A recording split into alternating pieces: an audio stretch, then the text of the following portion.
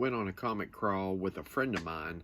I'm going to show you what I picked up. Plus, I found two Walmart packs that I haven't had right after this.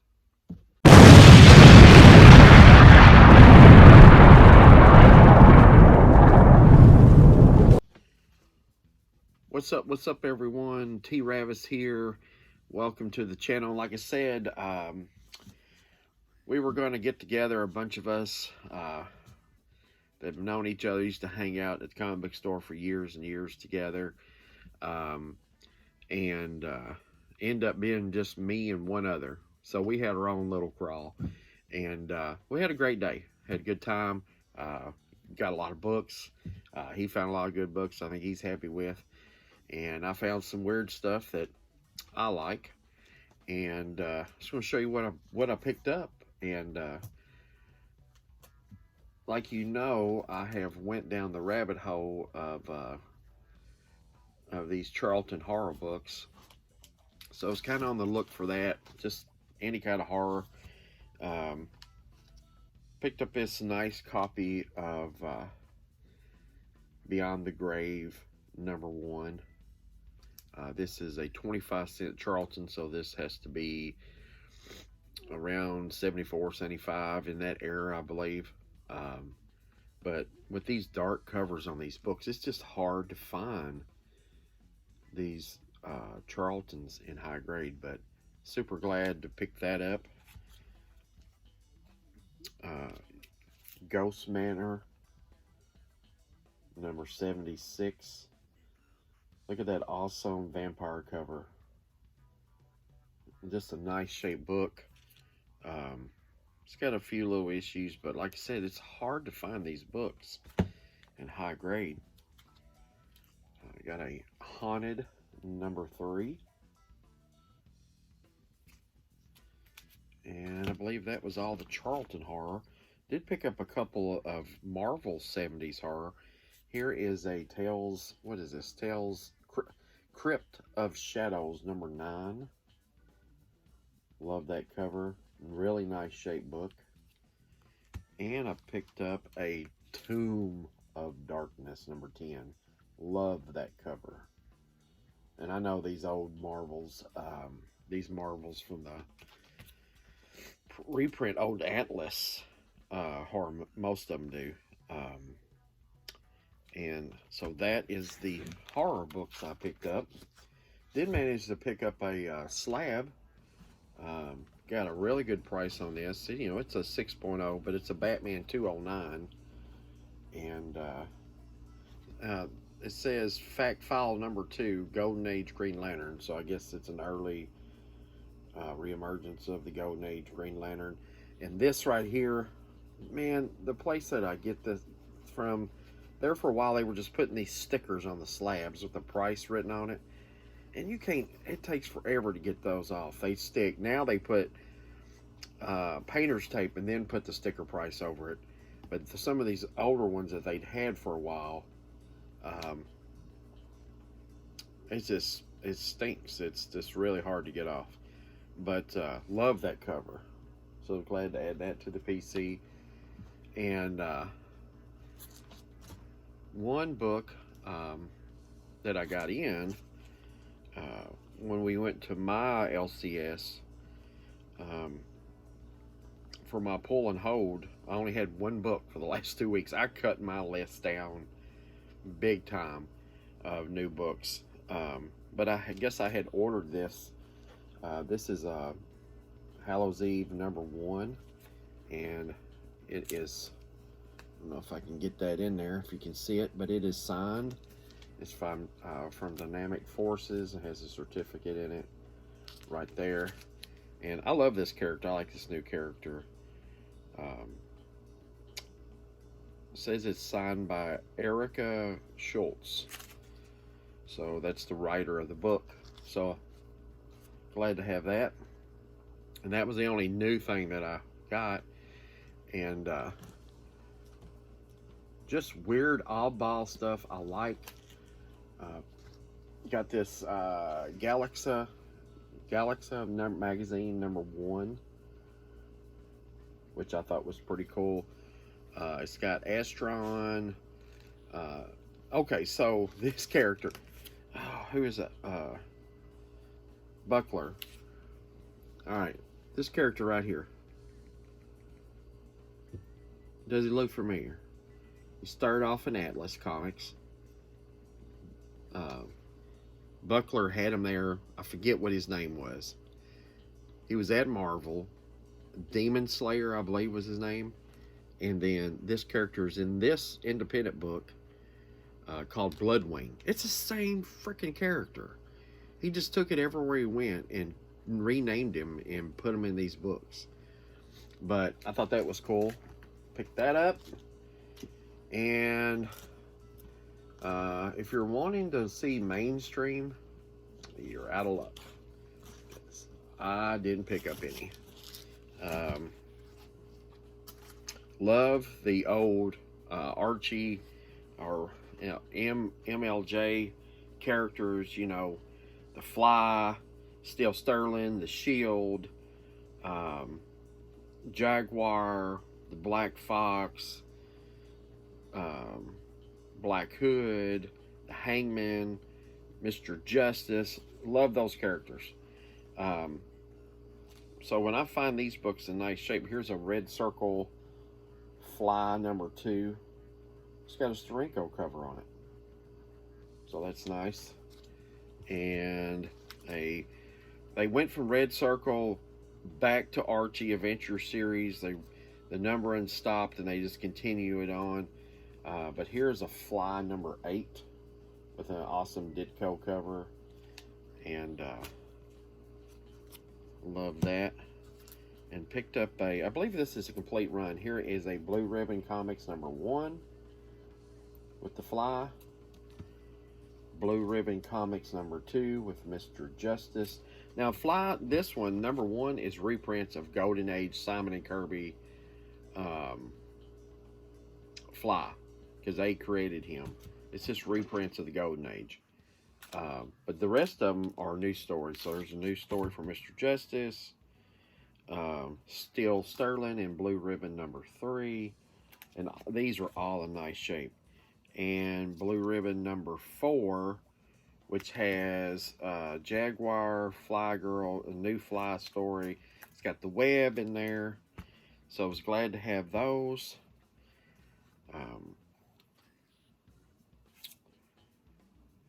AC Comics, back in the 80s and 90s, they took a lot of Golden Age characters, or characters that were not being used anymore. And they have a run with some Blue Beetle stuff in it, and the Question, before DC got a hold of them.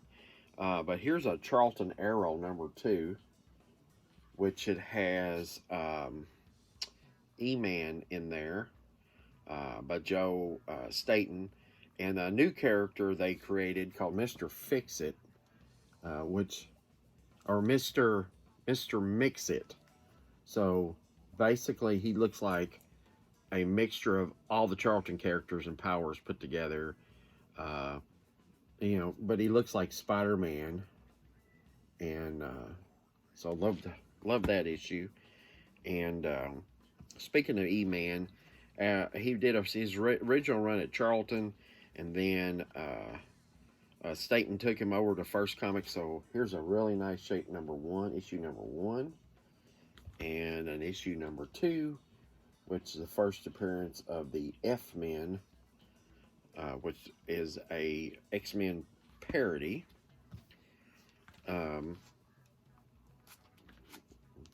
Justice Machine Annual #1. This is my 4th copy of this book. Every time I find it in good shape, I picked up. It's first appearance of the Elementals, but this book also has Wally Wood's Thunder Agents in it, plus the Justice Machine. So it has 3 awesome superhero teams in there. This is by Noble Comics, Texas Comics. Great. And one other book I picked up, that I completed my Frank Miller run of Daredevil, and there's a couple issues that need upgrading, and there's one issue that has eluded me in nice shape. It's Daredevil 187. Look at that. I have this 2 or 3 copies of this, a couple of newsstands of it, but they're always yellow. The white has dinged and turned yellow. This is the whitest copy I've ever had. That white cover is just tough. And this one is in pristine shape. It has one little bitty smudge right here near the staple. And I think it might even be a printing error. It's black. And it has that black line that's printed right down the whole spine of this book. But this is a beautiful copy, and glad to have it to upgrade some books in my PC. And one other dealer that was there, he had ran across a guy that had fanzines. And hopefully everybody knows what fanzines are. Fans write books and stories, and you used to be able to subscribe to them, and you pay a fee, and they mail it to you. And I'll show you this one. This one here is Hands in the Dark. I got a horror one, and this is how amateur these are done, some of these. I guess when they printed this book, they messed up and forgot. So here it is. So, you know, they put it all together, stapled it. I'm sure there was, there still is, a piece of tape right there. They taped it together and stuck it in the mail. They used a 13-cent stamp, and it came from Hands in the Dark, from Miami, Florida, and it went to a guy in South Vienna, Ohio. And this has a little bit of art in it, but most of it it's just text. So this one does have pages of art, and then it has text. So it's like reading a book.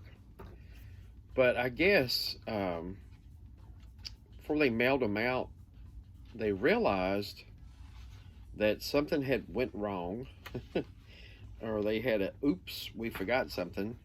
So when you look into the center of the book, you have a blank page, and then there's something you can tell they wrote, handwrit on the type copy. It says, "Look on graph sheet paper," and it's got 2 initials. It's right there. Look on hand graph sheet. So right in the middle of this book is this graph paper right here. And you start up I guess it's the they left the page out. This page was supposed to be typed and added to the story, but it's double-sided. It even has editing done to it, where someone had proofread it. They went through and scratched out words and circled punctuation and all that stuff, and it says "ye end" on it right here. And so this was just folded up, tucked into the center of the book. So I thought that was pretty cool. But and then there's a second story that starts in here, but that's a fanzine. 1970, December 27th. This was postmarked, but I can't make out. I can't make out the actual year, and I can't. 76. So it is 77. December of 77. So this is from 1977, because the artwork is dated 76. So that big fanzine stuff went on back then. I just thought it was, you know, it's probably not worth anything, but I thought it was cool. So I tried to pick up a mixture of what I could from him. He had 2 half-size comic book boxes, short boxes, full. And you see the size of them. And this one is a fanzine called Ditko World. So it's all about Steve Ditko. There's actually 3 issues here, and what someone had done, they had went through and sewn with needle and thread issues, binded these books together. So this one has 3 spots where there's white thread that has they bound the 3 issues together. So this is issue 23, 24, and 25. And what I mean, I guess they were just keeping it in their PC. But these are characters like this is Incredible Hulk. It's a story about the Incredible Hulk. They even call him Hulk. And you know, it's fanzine. You know, they do their own art. And I went through here to see if there was any maybe artists that had hit it big that maybe had some art in here, but I didn't find anybody. The guy that drew this one, his name is Brian Waters, and there's an interview with Steve Ditko in one of the books and stuff like that. But there's that one. So I got horror, superhero, and this one would be fantasy. This one also went to Columbus, Ohio. But this is the Creepy Guide. And this is from February 2019, right here. So it's not that old. So fanzines are still going. This one has, that's the thing about Jason and the Argonauts. So good Roger Corman movie. And I thought those were cool. So I picked those up just to add to the PC. All right. That's all the things from the crawl that I picked up. I didn't buy any toys. I did get a copy of Monster Squad. That's an awesome movie if you've never seen that. All right, Walmart packs. So found these. I haven't had these before, and so I thought I'd pick them up. My Walmart hasn't got books, new comics, in 3 months. And I have the box. The box is there, and it has 1 pack in it, and no one will buy it. I guess I'm going to have to buy it just to get rid of it. But and maybe they'll send more. But all these rounds of Walmart packs we've missed out. I've had to get them from other stores. But this one I got. This one I'm going to open up first. Is got Thanos Death Notes in it. Number 1. So that will be your Walmart exclusive. And let's just see what else lurks in this pack.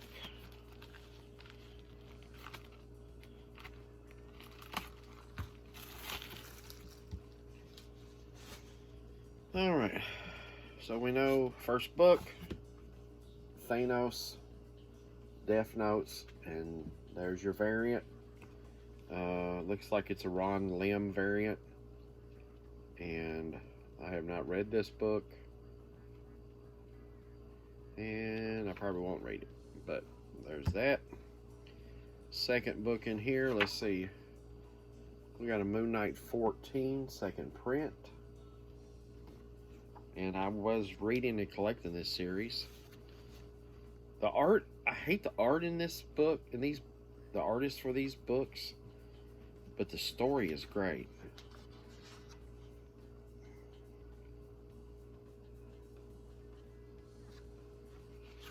Last book, Venom, Lethal Protectors, number 4. Nothing special, no variant, no different printing. Just a Venom book. Man, I wish they would go back to, we had those rare chases and 1 in 25s, 1 in 100 books. That was some great packs then. Went by Ollie's. Still no new books at either one of my Ollies. Alright, so the second one is a Deadpool. Deadpool number 1. So there you go, Deadpool number 1, variant edition, and this is the new series, I believe.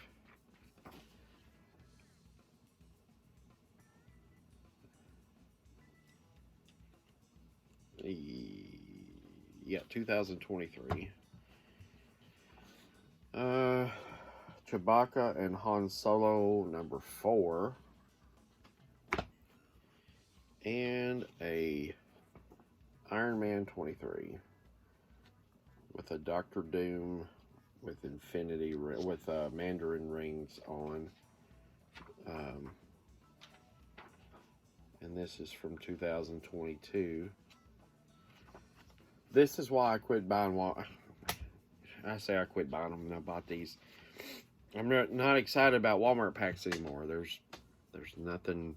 There's just, unless it's a book on the front that I'm interested in getting a variant for, I don't buy them. Because they've turned into total crap. They're just pushing off newsstand books that they can't sell, and they're just pushing them out in these packs. So that's it. Like, comment, share, and remember, collect what you like.